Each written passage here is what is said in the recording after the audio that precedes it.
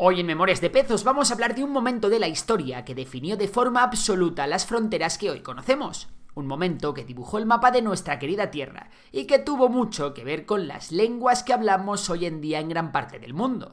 Hoy os contaremos cómo España y Portugal se dividieron América. Para ello, tenemos que irnos a finales del siglo XV y ubicarnos en los últimos coletazos del proceso histórico conocido como la Reconquista. Un proceso súper largo que implicó una captura de territorio progresiva por parte de los reinos cristianos a los territorios musulmanes de la península ibérica. En este punto al que hemos viajado, el recién creado Reino de España, si es que ya se podía llamar así, estaba sostenido por la unión dinástica de la reina de Castilla y el rey de Aragón. Los reyes católicos, vamos. Además de este protorreino español, también existía en la península el reino de Portugal.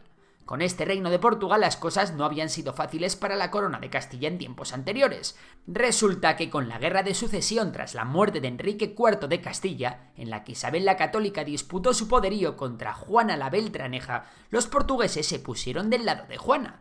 No obstante, ganó Isabel. Así, en el 1479 se firmó el Tratado de Alcasovas entre las coronas castellana y portuguesa, con el objetivo de templar los ánimos y poner fin a la guerra. Pero resulta que este tratado tenía una letra pequeña muy interesante. Se hablaba del reparto de los territorios atlánticos y africanos que ya se habían descubierto. Según este tratado, el reino de Castilla, así como las Islas Canarias, serían para Isabel y Fernando, mientras que Madeira, Porto Santo, las Azores y las islas de Cabo Verde, así como el derecho de conquista del reino de Fez y el derecho de navegación al sur del paralelo de las Canarias, serían para Portugal. Y aunque todos estos territorios resultaban muy jugosos, ambas coronas, y en especial la corona portuguesa, sabían que el premio gordo se encontraba al este, y no al oeste. La ruta de las especias que venía desde la India y pasaba por una enorme variedad de territorios, en gran parte musulmanes, tenía un origen. Con la caída de Constantinopla, en el 1453, a manos de los otomanos, el mundo islámico había sufrido una reconfiguración enorme y los reinos europeos perdieron el acceso al este. Así vieron totalmente necesario crear un canal para poder acceder a las riquezas de Asia.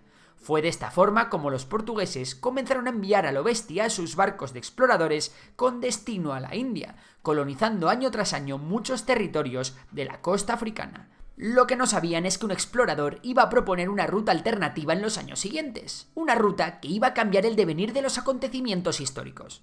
Bueno, muchos ya os sabéis la historia de Colón, así que vamos a pasar un poco por encima de ella. El tío consiguió la financiación por parte de la corona de Castilla, una corona que no veía nada mal gastar sus oros en competir con la potencia marítima que era el reino de Portugal, y que además tenía un buen excedente de soldados ociosos que se habían ido a la cola del paro después de la Reconquista. Conclusión: Colón no llega a la India, aunque él cree que sí, pero descubre una enorme cantidad de territorios que no estaban controlados por ningún imperio europeo. Esto ocurre el mismo año en el que los reyes católicos conquistan Granada, en el 1492. Bueno, pues la corona de Castilla, que se veía venir el percal, llevó a cabo una triquiñuela para despojar a los portugueses de cualquier posibilidad de quedarse con el territorio descubierto. Por cierto, se sabe que desde hacía un tiempo los portugueses se olían la existencia de parte de los territorios americanos. Además, por si fuera poco, una de las carabelas de Colón atracó de vuelta en Lisboa y el rey de Portugal, interrogando a los marineros, terminó por enterarse del pastel. De esta forma, los reyes católicos, que eran los alumnos más aventajados de la cristiandad del momento, fueron a pedirle al papa Alejandro VI, que por cierto era un papa de origen español, que a ver si podía hacerles el favor de hacer una división del territorio descubierto. Una división, por supuesto, en favor de los reyes católicos y no de Portugal. Y por supuesto, una división que poco tenía en cuenta a los muchos habitantes de las tierras que se iban a colonizar. Como el mundo era de Dios y el representante de Dios era el Papa, estas cosas se podían hacer sin problema. A 100 leguas al oeste de las islas portuguesas de Cabo Verde se trazó una línea enorme imaginaria que dividiría el territorio en dos mitades.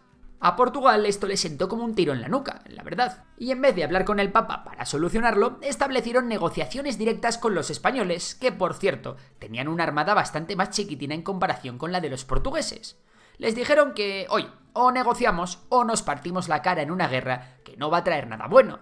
Los españoles, que ya venían calentitos de guerrear por todos los flancos posibles, pensaron que no sería mala idea aceptar. Es a partir de aquí cuando se firma el Tratado de Tordesillas, en el 1494. En este tratado la idea es mover 170 leguas al oeste la línea trazada por la bula del Papa Alejandro VI, en total 270 leguas desde el Cabo Verde.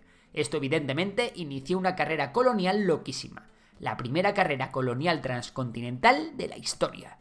Eso sí, el tratado garantizó el reparto de las tierras americanas, obligando a ambos reinos a respetar las rutas marítimas asignadas, que iban del Cabo de Buena Esperanza al Nuevo Mundo, en el caso portugués, y de las costas españolas a las Antillas, en el de España. Y lo cierto es que desde el punto de vista diplomático entre ambas potencias coloniales, el tratado funcionó. Como muchos os estáis imaginando, este tratado es la causa de que la parte más oriental de América del Sur quedase del lado de los portugueses.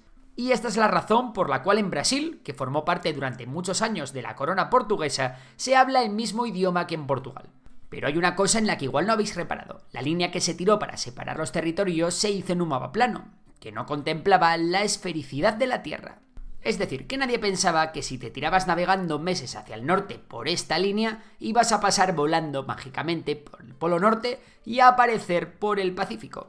Esto implica que en el acuerdo la frontera por el otro lado no estaba definida. En otras palabras, quien llegase primero al Indo-Pacífico se quedaba los territorios. Bueno, pues los portugueses llegaron a sus soñadas Islas de las Especias, más en concreto a las Islas Molucas, que hoy en día se encuentran en Indonesia. Pero hubo una expedición española que también completó un hito de navegación por el otro lado, la expedición de Magallanes y Elcano, que llevó a los españoles a la colonización de Filipinas.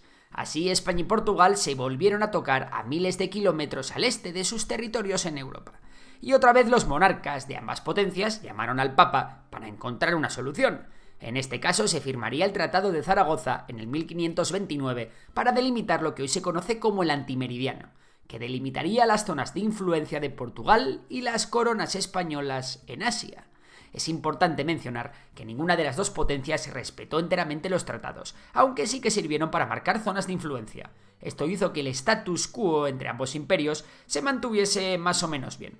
También que a día de hoy hay muchísimas más personas que hablan portugués o español en Latinoamérica que en Portugal o España. Eso sí, cuando el resto de reinos europeos entraron en el juego colonial, la cosa cambió mucho. Ni los Países Bajos ni Reino Unido tuvieron la misma cordialidad que las coronas ibéricas a la hora de respetar los pactos. Bueno, es que realmente no hubo en ningún caso un pacto tan importante como el de Tordesillas. De lo que ocurrió con el Imperio Español ya lo sabéis todos. En el caso de Portugal, mantener un imperio colonial tan grande, con tan pocos recursos y con los neerlandeses comiéndoles los talones, fue realmente complicado. El Tratado de Tordesillas, firmado hace medio milenio, ha definido las fronteras de hoy, pero incluso en los tiempos modernos se ha utilizado como referencia para conflictos fronterizos. Por ejemplo, Argentina lo utilizó para defender su derecho de posesión sobre las Malvinas, y Chile hizo lo mismo para reclamar parte de la Antártida. ¿Y vosotros qué creéis? ¿Fue el Tratado de Tordesillas beneficioso para el Imperio Español? ¿O por el contrario podía haberse quedado con más territorios? Bueno, nos vemos en los comentarios y ya sabéis que podéis darle a like al vídeo, suscribiros y nada, un saludo y hasta la próxima.